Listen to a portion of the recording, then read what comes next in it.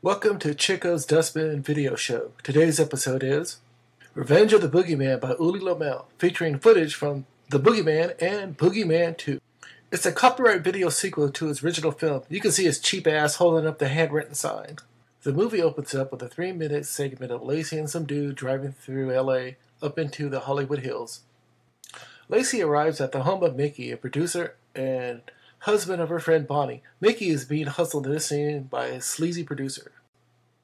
Later on in the evening, Bonnie, Mickey, and Lacey have dinner when she tells them her traumatic story from the first film. Lacey talks about how when she was 3, her older brother, tired of being abused by their mother's boyfriend, got a kitchen knife and killed him in his bed. Everyone is freaked out by Lacey's story at the dinner table, even Mickey's manservant Joseph. Due to their mother being put into a funny farm, Lacey and Willie were sent to live with an aunt and uncle.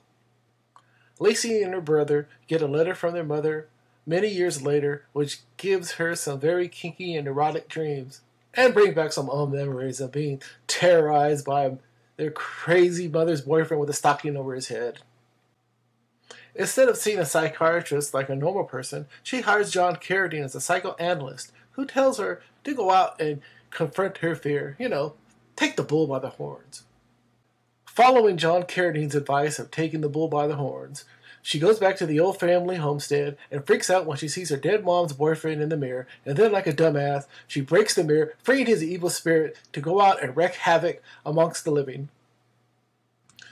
You done screwed up now, kiddo. Not only did you break out the evil spirit, but you're stuck with an ugly-ass expensive mirror. Mickey, upon hearing what she did, is thinking what everybody else is thinking. You big dummy. The dumbassery continues when these geniuses glue the mirror back together when they get home, but find out one piece is missing.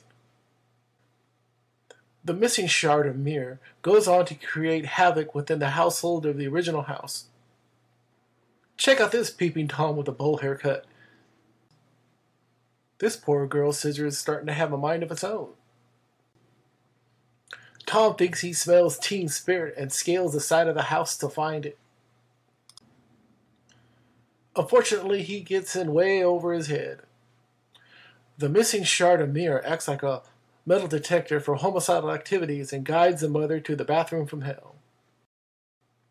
She drops the shard into the sink and inadvertently discovers water gets rid of the evil spirit and gets bonked on the head with the medicine door cabinet for her troubles. Joseph, the manservant, interrupts this traumatic story time by announcing that dinner is served. Bonnie and Mickey have a little pillow talk about how Lacey's traumatic story can make them very wealthy. We see Lacey in her room putting away her magic box, but she pulls it out to show it to Mickey and explains to him how it's filled with a talisman made with the last shard of mirror. She's kind of like the keeper of the boogeyman. Lacey puts the talisman back in the magic box and puts it underneath her pillow while that sneaky Joseph, the manservant, watches from around the corner. We get a bit of foreshadowing from Joseph, the manservant, as Lacey tells everybody around the pool about another traumatic story from the first film. Lacey talks about how her family and friends went on a fishing trip, and 2 of them were killed by the piece of mirror that was stuck on one of their shoes. The boogeyman got 2 kills for the price of 1. And her little boy caught a fish. Mickey interrupts story time to talk about how he hired Joseph the manservant one day when he saw him just wandering around the Hollywood Hills all dressed up in his tuxedo just like Crispin Glover and Bartleby. That nosy Sadie Joseph finds Lacey's magic box, opens it, dismantles the talisman, and is immediately possessed by the evil boogeyman. You can tell he's possessed just by looking at them crazy eyes. Later on that evening, Mickey holds a Hollywood film investors party, and Lacey decides to finish the rest of her story from the first film. Back to the original movie, Lacey's family tries to get rid of that superglued mirror, but it goes on a murderous rampage. Lacey gets possessed by the mirror and tries to kill her husband and brother, but the family priest sacrifices himself to unpossess her. The husband and Willie grab the mirror and dump it down a well, ending the curse, but poisoning that poor well forever. Everybody at the party hears her tale and argue over who's going to produce it because this film will break all kinds of box office records because they think it's going to be a huge hit. Even potential actresses are catfighting over the role. The boogeyman comes out of the shadows after hiding all evening, spots a sleazy actor hitting on a young actress, but the two meet a very grisly end. The next two victims are a young actress who's about to get Epsteined in the bathroom by a sleazy producer who gets killed with an electric toothbrush, and she gets a mouthful of shaving cream for her troubles. Mickey's producer tries one last time to get first dibs on the film before he escorts one of the ladies home. The producer finally finds a naive actress and tries to make out with her in the car before he's yeeted out through the sunroof and she gets tailpiped. Lacey starts puffing away because she knows there's something rotten in Denmark and smelly in the Hollywood Hills. Another scheming actress-producer couple is angling for that plum film production, but they wind up on the cutting room floor. Lacey runs back to her room and finds her box has been tampered with, and Bonnie notices that the house is a total mess and is in shambles.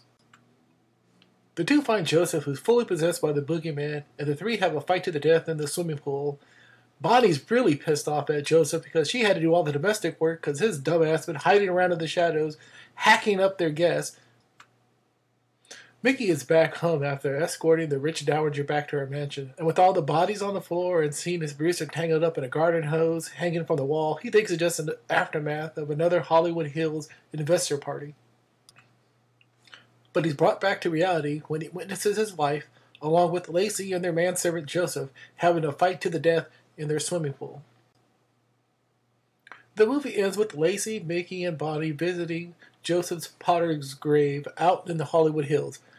But he sticks his paw out of the ground with a piece of mirror still glued to the back of his hand, and it blows up Mickey's car with Bonnie inside. The end. This was the third production of the Boogeyman series. This film used footage from The Boogeyman and Boogeyman II in an attempt by filmmaker Ulli Lommel to keep the copyright for the film.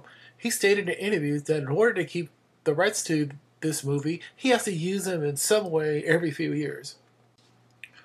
In a scene of art imitating life, where Lommel co-starred as the director Mickey, who is seen wooing a wealthy dowager, is how he got a lot of his money to make his movies.